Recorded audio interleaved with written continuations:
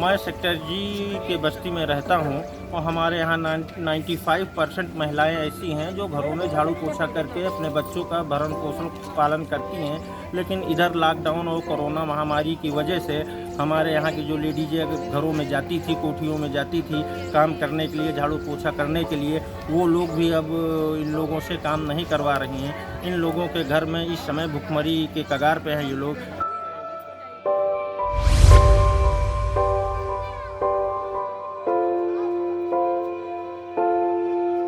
हम लोग को कोई सुविधाएं नहीं मिलेंगी। इस टाइम ना पैसे से ना हमारा जीरो बैलेंस वाला खाता खुला है, ना ही इस टाइम हमको राशन कुछ मिला है।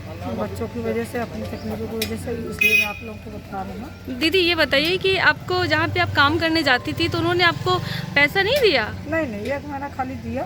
मैं मालिश का काम केवल मार्च भर दिया? हाँ, अप्रैल का नहीं दिया? नहीं, कोई पैसा। वो कह रहे काम जब नहीं कर रहे तो पैसा किस बात का। हम भी प्राइवेट वाले आदमी हैं, हम कहाँ से लाएं जब हम ही को नहीं मिल रहा है। वो भी किराए के मकान में रहते हैं वो लोग, तो इस वजह से पैसा नहीं दी। तो आप बताइए, आपको कब तक उम्मीद लग रही है कि कब तक आपको काम पे वो वापस बुला लेंगे, या क्या आपको लग रहा है अभी का माहौल देखते हुए? लॉकडाउन नहीं खत्म होगा तब तक नहीं बुलाएंगे, उन्होंने बोल दिया है। तब तक आपके खर्चे कैसे चलेंगे? अब क्या करें मैडम, जैसे तैसे चला रहे हैं, किसी तरह तो चलाना ही है। तो अभी जो जनधन वाला 500 रुपये आया था हमारा जीरो बैलेंस वाला नहीं है, खाता नहीं है? अच्छा, तो जैसे किसी क्या जैसे काम करते थे उन्होंने बुला के मुझे 500 रुपये दिए थे, थोड़ा बहुत राशन पानी दिया था, ये उससे चल गया ये। जैसा भैया लोग हैं जानकारी थोड़ा बहुत इधर उधर से मिल गया, बस वही। दीदी क्या करती है? जो चौका बच्चा। तो कब से काम बंद है आपका? हमारा तो मार्च से ही बंद है।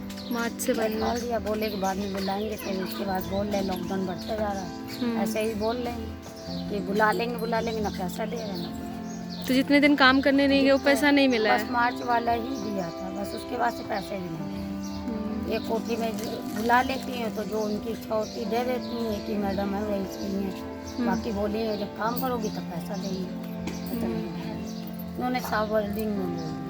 तो मेरी बेटी के 500 रुपया धन खाते में आया था, उसने निकाला ऐसे जैसे चल रहा अपना घर का खर्चा, उल्टा सीधा। तो अभी आपको राशन वाशन मिल रहा है? राशन ये कोटे से मिला था, तो गेहूँ मिलता, उसके लिए भी तो पिसाई के लिए चाहिए। दिक्कत हो रही दीदी बहुत ज़्यादा, तो घर में बैठने से ही दिक्कत हो रही। दिक्कत हमारे बहुत ज़्यादा है, पैर भी टूटा, हमारा डैमेज है पैर। सोचिए एक पैर से हम काम करने जाते हैं तब भी हमको दिक्कत हो रही है। कितने साल से काम कर रही हैं? हमें 2014 में मेरा पैर टूटा, काम तो बहुत सालों से कर। समाज का एक तबका ऐसा है जिसकी उस क्षेत्र में आबादी 95% है, जो दूसरों के घरों में झाड़ू पोछा कर बर्तन करके अपना जीवन यापन करता था। जब से देश में लॉकडाउन हुआ तब से उनके पास ये समस्या आ गई, उनका काम भी छूट गया, उनके घर में खाने का राशन नहीं है, दवा लाने का पैसा नहीं है।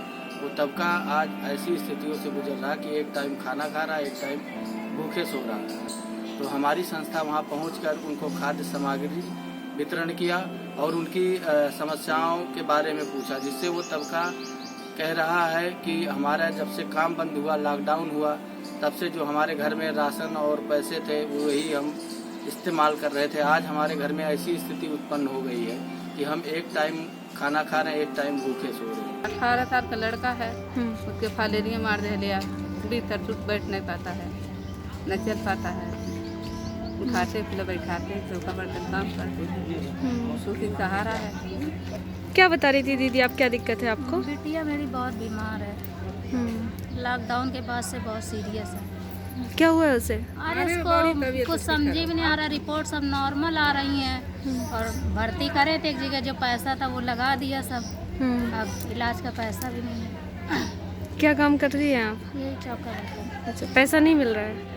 हमें ये गुजारिश है सरकार से, अपने बड़े संस्था वालों से कि इन महिलाओं के, हमारे यहाँ महिलाओं की कुछ बहुत अगर ऊपर से इनको मिल जाता है तो इन लोग के भरण पालन पोषण की समस्या दूर हो जाएगी, इनके बच्चे थोड़ा 2 रोटी पाएंगे। इस समय इन लोगों की हालत बहुत ही दयनीय है।